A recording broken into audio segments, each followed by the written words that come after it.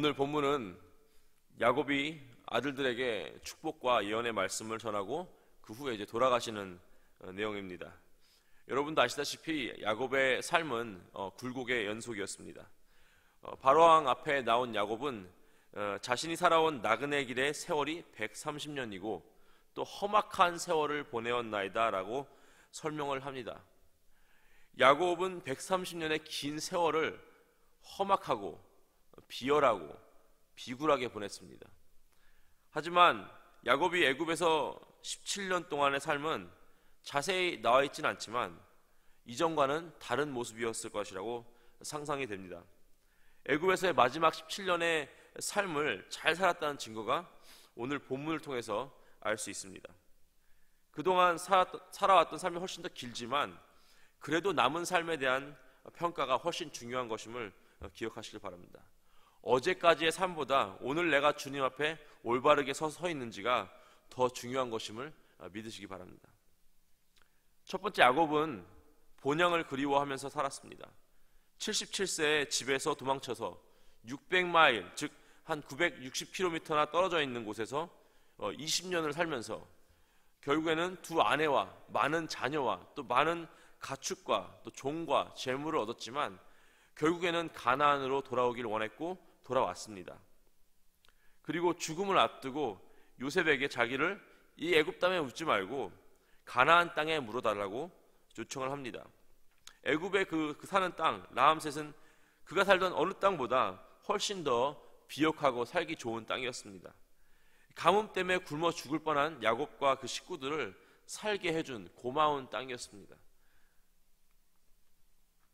17년 정도 정말 이전에 없었던 그 평안함으로 살았기에 정이 들 만큼 든 땅이기도 합니다. 하지만 야곱은 늘 자기 할아버지 아브라함, 아버지 이삭이 장사된 곳 가나안에 마음이 가 있었습니다. 호흡이 다하는 그 순간에, 정신이 오락가락하는 그 순간에도 그의 생각과 마음은 본향에 가 있었습니다. 여러분, 이 땅은 우리의 본향이 아닙니다. 여러분이 태어나신, 제가 태어난 한국도 또 다른 어떤 나라도 우리의 본향이 아닙니다. 저도 한국에서 태어났지만 미국으로 어렸을 때 이민 오면서 제 주민등록번호가 진작에 말소가 되었습니다. 신기하게도 제 주민등록번호 다 기억이 납니다. 800-119 10 뭐뭐뭐뭐 기억이 나는데 한국의 전산 시스템에는 제 번호가 존재하지 않습니다. 우리가 예수 그리스도를 믿는 순간 이 세상의 시민이었던 우리는 이 세상의 주민등록번호가 말소되었음을 믿으시기 바랍니다. 아직 이 땅에 살고 있지만 않지만 이 땅의 전산 시스템에 우리의 주민등록번호는 더 이상 존재하지 않습니다. 이제 생명책에 우리의 이름이 기록되었다는 사실을 믿으시기 바랍니다. 그렇다면 그곳이 집이고 그곳이 돌아가야 할 본향입니다. 야곱이 그 멋있고 비옥하고 또 풍족한 애굽 땅에 살면서도 본향을 그리워했듯이 저와 여러분도 이 땅의 삶이 아무리 풍족하고 평안하고 또 만족스럽다 하더라도 우리의 본향은 천국이고 또 그 천국을 그리워하면서 살아가야 할 줄을 믿으시길 주님의 이름으로 축원합니다. 두 번째, 야곱은 죽을 날을 준비하며 살고 있었습니다. 야곱은 집안 대대로 물려오는 매장지에 이미 자기의 첫 번째 아내인 레아를 장사를 지냈습니다. 제가 인디아나에 살 때 가본 묘지에 아직은 이제 비어 있지만 벌써 이미 구입된 납골 땅 또는 이미 구입된 그 묘지가 있더라고요. 물론 이제 그분들도 다 나이가 많으신 상태에서 구입을 했지만 자기가 죽어서 묻힐 곳, 그것을 정해놓는다. 생각해보면 기분이 참 묘할 것 같습니다. 왜냐하면 우리는 대부분 죽는다는 생각을 하면서 살지는 않습니다. 어떻게든 살아보려고, 어떻게든 잘 살아보려고 모든 노력과 생각을 거기에 집중을 시킵니다. 하지만 야곱은 죽을 곳을 정해놓고 죽을 준비를 하며 살았습니다. 그래서 죽기 전에 자식들에게 유언과 예언을 남기고 요셉에게 정확히 어디에 자기를 매장해달라고 요청을 할 수 있었습니다. 여러분, 우리는 죽을 준비를 하고 살고 있습니까? 언젠가는 끝날 인생이고 사실 오늘 당장 우리의 삶이 끝날 수도 있지만 우리가 죽을 준비가 되어 있나 한번 생각해 보기 원합니다. 내가 사랑해야 하는 사람들을 충분히 사랑하고 살았나? 내가 해야 할 섬김을 충분히 하고 살았나? 그런 마음가짐으로 오늘을 살아간다면 미움보다는 사랑을 더하고 또 이기적인 행동보다는 섬김을 더하게 될 것입니다. 만약에 여러분 오늘 마음 가운데 화가 나는 일이 있거나 뭔가 마음에 들지 않는다, 그렇다면 내가 오늘 만약에 죽을 것이라면 이 화내는 것이 과연 의미가 있을까? 한번 생각해 보시는 저와 여러분 되시길 주님의 이름으로 축원합니다. 세 번째, 야곱의 이 마지막 17년을 잘 살았다는 증거는 바로 애굽 사람들의 야곱 장래를 대하는 태도입니다. 요셉과 다른 가족들이 야곱의 죽음을 슬퍼하고 자신들이 할 수 있는 최고의 예우를 갖추는 것은 당연한 일일 것입니다. 자기의 아버지, 자기의 할아버지이기 때문입니다. 하지만 야곱 가족뿐만 아니라 애굽 사람들도 이 이방인, 외국인이었던 야곱의 죽음에 어떤 국가적으로 최고의 예우를 갖추는 것을 볼 수 있습니다. 야곱은 애굽의 충성을 맹세한 사람이 아니었습니다. 기어이 죽어서라도 본향에 돌아가고자 싶어하는 사람이었습니다. 130살의 늙은 나이에 애굽에 이민을 갔으니 그 나라 말이라도 제대로 배웠겠습니까? 야곱이 그 애굽에 도착하는 순간부터 죽는 그날까지 그냥 완전 외국인, 그냥 legal alien, 합법적인 외국인 수준으로 살았을 것입니다. 물론 애굽을 구해준 어떤 애굽의 영웅 요셉의 아버지이긴 했지만 거의 국민장에 이르는 수준의 장례식을 치르는 것을 볼 수 있었습니다. 3절 보시면은 40일이 걸렸으니 향으로 처리하는 데는 이 날수가 걸림이며 애굽 사람들은 70일 동안 그를 위하여 곡하였더라. 이 애굽의 장례 절차는 40일 동안 향을 처리하는 것이었습니다. 이제 아마 그래서 이집트의 이 미라가 오래 보존되는 것 같습니다.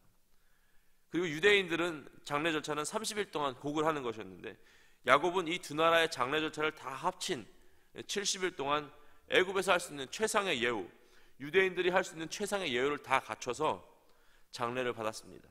그리고 바로 왕이 특별히 또 허락해줘서 애굽 땅이 아닌 가나안 땅에 묻히게 해줬고, 그냥 야곱의 가족들만 보내는 것이 아니라 7절부터 9절 보시면은 요셉이 자기 아버지를 장사하러 올라가니 바로의 모든 신하와 바로 궁의 모든 원로들과 애굽 땅의 모든 원로와 요셉의 온 집과 그 형제들과 그의 아버지의 집이 그와 함께 올라가고 그들의 어린 아이들과 양떼와 소떼와 고센 땅에 남겼으며 병거와 기병이 요셉을 따라 올라가니 그때가 심히 컸더라.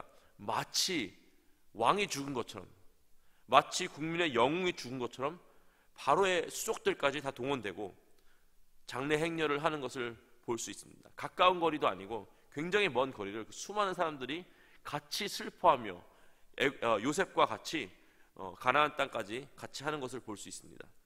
그뿐만 아니라 이제 애굽의 경계선을 넘어서 다른 나라를 통해서 가야 하기 때문에 위험할 수도 있기 때문에 바로 왕은 특별히 자기 자신의 병거와 기병까지 대동해서 야곱과 그의 가족을 호위하는 것을 보게 됩니다.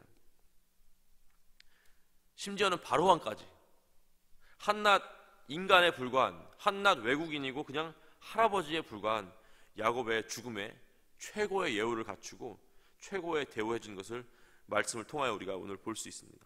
단순히 아들 백으로 그렇게 됐다라고 보기에는 힘이 듭니다. 아들 백이면은 살았을 때만 잘해주면 됩니다. 그냥 그 사람이 별로 좋진 않고 별거 아니지만 그래도 요셉의 아버지니까 잘해준다는 것은 그냥 살아있을 때 잘해주면 됩니다. 그리고 이미 잘해줬습니다. 하지만 야곱은요, 바로 왕을 두 번이나 축복한 사람입니다. 그 후의 삶에도 얼마나 애굽 사람에게 존경을 받는 그 17년이었겠습니까? 오늘 우리 동네에 외국인이 이사 왔어요. 여호와라는 신을 섬기고 있습니다. 그리고 그 두려운 존재, 본인들이 신의 아들이라고 일컫는 그 존재, 바로 왕과 친해요. 그 왕을 축복까지 했다는 소문이 들렸습니다. 근데 게다가 착하고 성실하고 또 친절한 이 야곱 할아버지, 우리가 본받아야 할 것입니다. 아무리 미국 시민권자라도 하더라도 동양인으로서 우리는 이 땅 가운데 어쩌면 이방인으로처럼 살 수밖에 없습니다. 하지만 그렇다 하여도 우리는 존경받는 이방인이 될 수 있습니다. 어떻게 하면 그렇게 될까요? 예수님의 제자로서 예수님 닮아가는 삶을 산다면은, 그래서 사랑이 넘치고 섬김이 넘치고 선하고 신실하다면은, 우리는 아무리 이방인이고 아무리 또 세상의 가치관과는 다른 가치관으로, 성경적 가치관으로 살아간다 하더라도 존경을 받으며 살아갈 수 있습니다. 여러분 모두는 존경받으시는 주님의 자녀고 또 예수 그리스도의 제자 되시기를 주님의 이름으로 축원합니다. 야곱의 이 애굽에서의 마지막 17년, 그 전 험악했던 이 130년과는 달리 그렇지 않은 인생이었습니다. 단지 먹을 것이 풍족하고 평안하고 또 죽은 줄만 알았던 아들 요셉과 상봉해서가 아닙니다. 어떤 마음으로 살았는지는 이 말씀에서 오늘 세 가지로 살펴봤습니다. 본향을 그리워하며 살았고, 죽을 준비를 하며 살았습니다. 그리고 존경받는 이방인의 삶을 살았습니다. 우리도 야곱의 마지막 17년 세월처럼 이 천국을 그리워하며 살고, 언젠가 이 땅을 떠날 준비를 하며 살면서, 또한 오늘 하루 우리가 살고 있는 그 삶의 터전에서 예수 그리스도의 제자로서 이 세상마저도 우리를 존경해주는 삶을 살기를 주님의 이름으로 축원하고 기도합니다. 같이 기도하시겠습니다. 하나님 감사합니다. 험한 세월을 산 야곱도 또 결국에는 주님 앞에 복된 삶으로 마무리를 지었습니다. 지금 이 말씀 앞에 서 있는 우리도 다 이 백그라운드가 다르고 나이도 다르고 우리가 살고 있던 이전의 삶도 다 다릅니다. 누구는 험악하게 살았을 것이고, 누구는 힘들게 살았을 것이고, 누구는 두려워하며 살았을 것이고, 또 누구는 평안하게만 살았을 것입니다. 하지만 주님, 우리의 본향이 이 땅이 아니기에 우리는 늘 이 땅을 떠날 준비를 하고 살아가게 하여 주시옵소서. 오늘 주어진 우리 삶의 터전에서 신실하고 또 사랑으로 또 섬김으로 예수 그리스도의 제자를 삶을 살아서 누구에게나 존경받고, 심지어는 이 세상 사람들마저도 칭찬하고 존경하는 그런 주님의 자녀로 우리의 나머지 삶을 살게 하여 주시옵소서. 모든 말씀 우리 주 예수 그리스도의 이름으로 기도했습니다. 아멘.